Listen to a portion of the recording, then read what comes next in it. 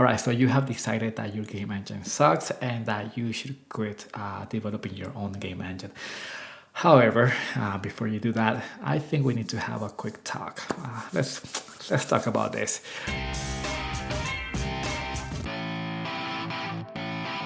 All right, so before you make a rash decision and throw away your game engine, because you think that your game engine sucks, I think we need to talk a little bit about human psychology because your decision to give up on your engine may be rooted in our own psychology.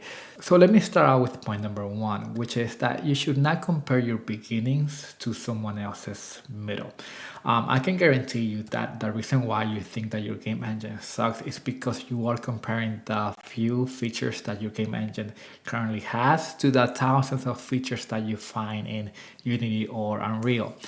However, you need to keep in mind that the comparison that you are making is not a fair comparison. You are an indie game engine developer with limited resources, being time and money, and you are comparing your work with game engines that literally have thousands and thousands of engineers working on these engines every single day. Of course, their engines are going to be better than yours. However, you should not be comparing your beginnings to someone else's middle. What you should be doing instead is you should be looking at how much you have improved. For example, how many features have you been able to implement in the past month, in the past year? Does your game engine runs faster? Does it crash less often?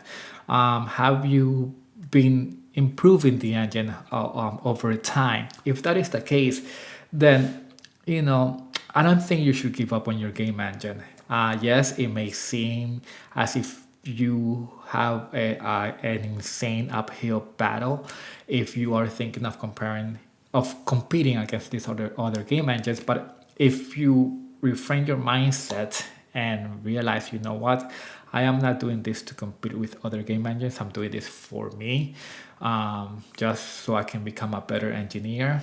Then I think you should just keep on going, put in the energy, put in the time, and eventually you are going to have a great game engine in your hands. Another part of our psychology that you may not be aware of is that the reason why you see your game engine as not good enough is because you have worked on your game engine way too much and without giving yourself some breaks in between.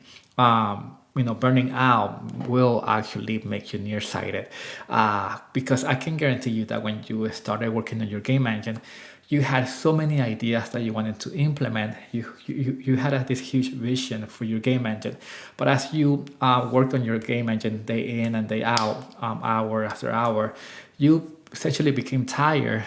You burn out, and when you burn out, you only see the negative things in life, right? All of a sudden, instead of seeing possibilities, you started seeing problems with your game engine. You started seeing roadblocks. You started seeing only issues that you have to fix. And eventually, all of that motivation, all of that energy that you had, died out. And again, all what you see is negativity when it comes to your game engine. So what you need to do, if this is the case, you need to just take a break, right? A step away from the computer, a step away from your game engine for a month or so, so that you can regain this energy back. And I actually uploaded a video where I show a nice little trick that I use to regain that motivation. Whenever I get tired of working on my own game engine. So I'm going to provide the link in the description below in case you want to watch it. And point number 3 is that you need to have a growth mindset, an evolutionary type of mindset, meaning that your game engine will have to go through several evolutions along the way, and you need to be open and willing to rewrite most of the components in your game engine. I know this sucks, but that is just part of the game. As your game engine evolves into something stronger, better, with a higher performance, in order for you to achieve that goal, you will have to open up your game engine and rewrite some of the systems in your engine. That is just part of the process. It's something that you have to do and something that you need to be aware of, when you're doing this. My game engine right now is going through that phase where I actually had to rewrite most of my rendering system. Why? Well, because I wanted to make it better. But in order for me to do that, I had to literally open up my game engine and rewrite some components in the rendering system. I had to do that so that it can evolve into something stronger, well, not stronger, but something better with a higher performance. That is just part of the game.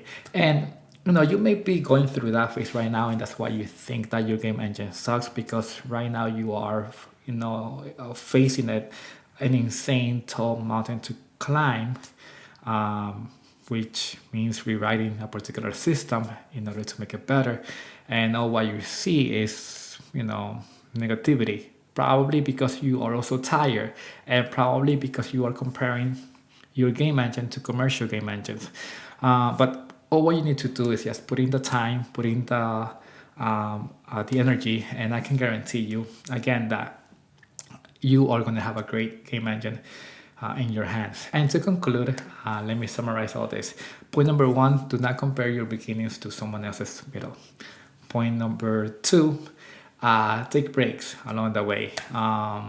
Is don't take game engine development as a sprint. And point number three is that you need to have an evolutionary type of mindset when it comes to game engine development. All right, guys, I hope you found this video helpful. I hope you liked it. If you did, please click the like button. Do not forget to subscribe to my YouTube channel and also join my Discord server. Thank you guys so much, and I'll see you next time.